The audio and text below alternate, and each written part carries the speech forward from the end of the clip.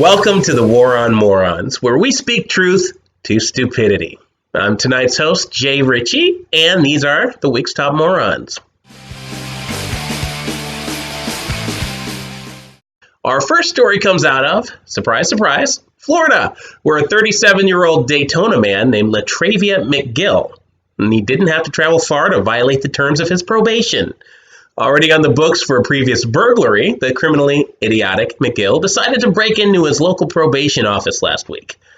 That's right, some people just don't know how to stay out of trouble. Daytona police responded to a 1 a.m. alarm at the probation office, where they quickly arrived to find McGill attempting a somewhat speedy getaway on a bicycle.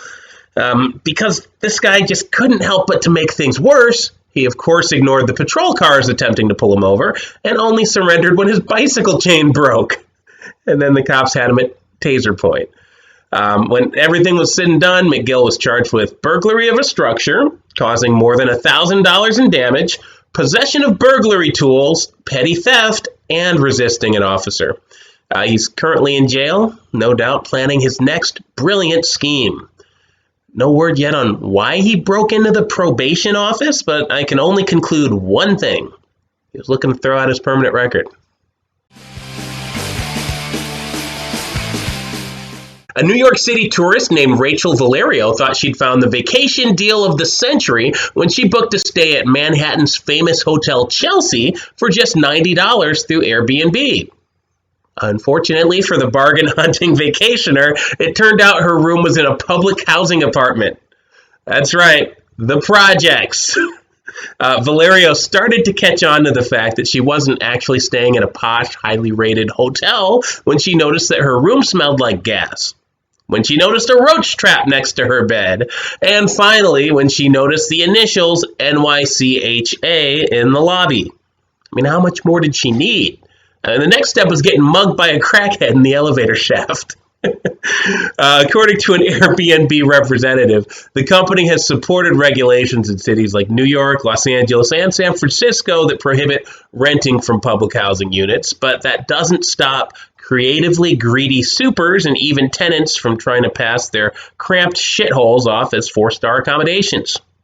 Look, all I can say is good for them. I mean, if someone's naive enough to think they can book a room of any kind in those cities these days for that cheap, I mean, they deserve what they can get. With that said, I just scored a night at the Ritz for $80. Three Indiana state judges found themselves on the wrong side of the law last week when they were suspended for a drunken 3 a.m. brawl at a fast food restaurant.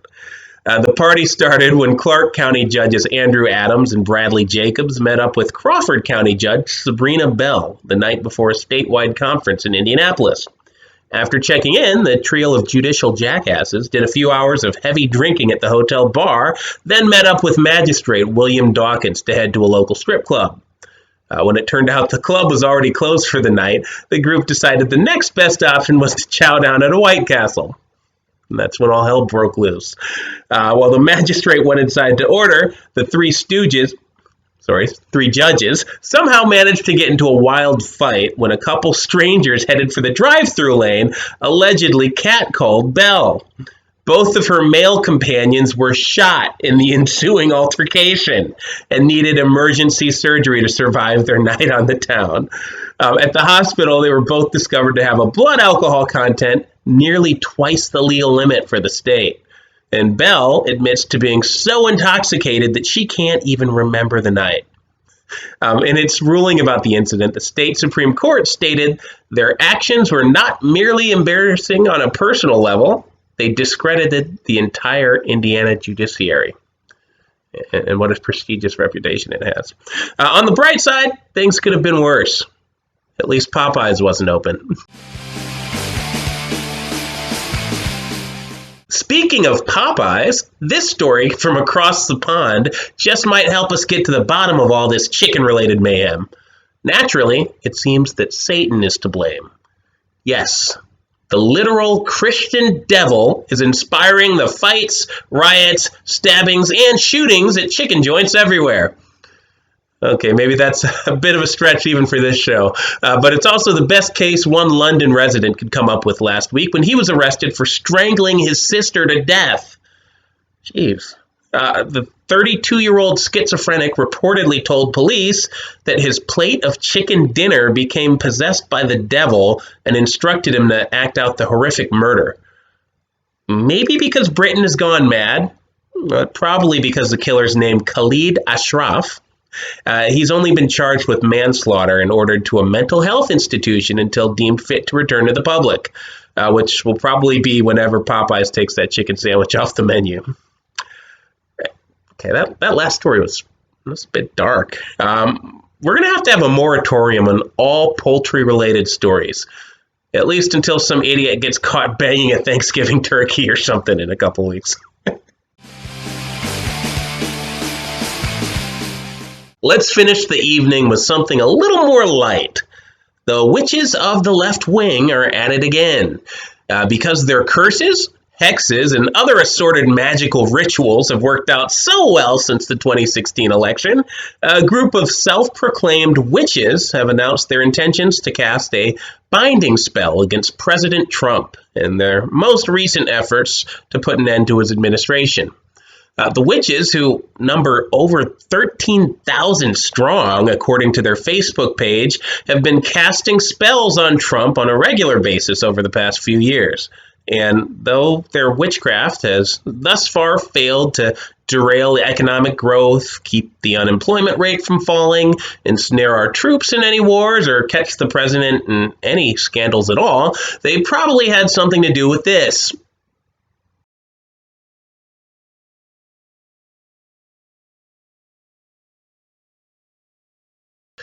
Anyway, joining us now to give his take on all of this is a very special guest, Mr. Periwinkle. Yes, that is my name, Periwinkle. Yes. Hello, Perry. I understand that you're coming to us live from Iowa City. Oh no! What is this Iowa of which you speak? I hail from the Mushroom Kingdom. The Mushroom Kingdom. Okay. I'm not sure how many electoral votes they have, but I imagine you're getting started on the campaign trail? Yes, absolutely, my boy. I will answer all your queries. But first, you must answer my riddles 3. Your riddles? Okay, shoot. What is worth more than your soul? Worth more than my soul? I don't know. Being president? No, the answer is gold! Gold. All right.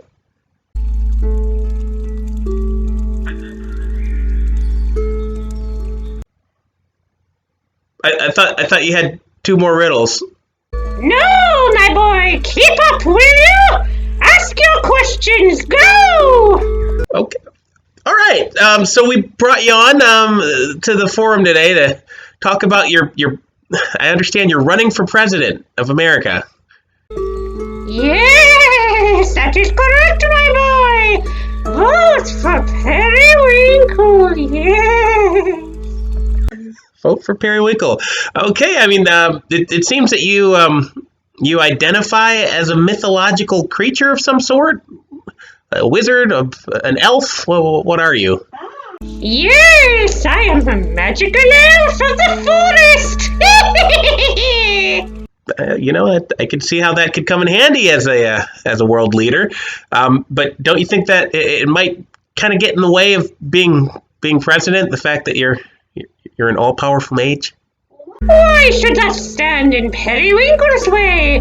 The president is a troll, after all!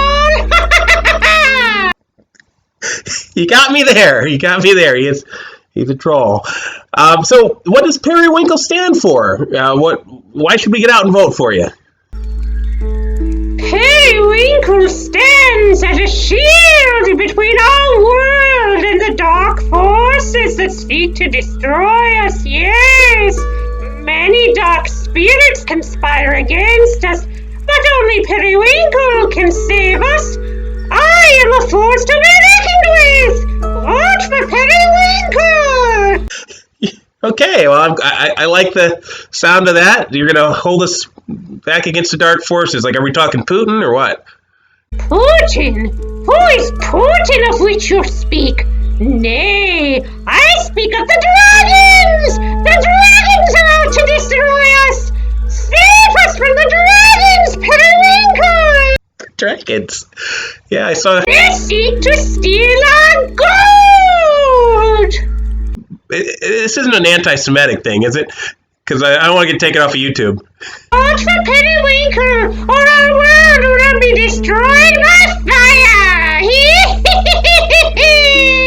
Vote for Periwinkle, or our world will be burned to a crisp. That's a strong argument. So, what are your politics? Are you left wing? Are you right wing? Are you centrist? Dragons have left wings and right wings, and I shall pluck them off one by one. Leave no trace.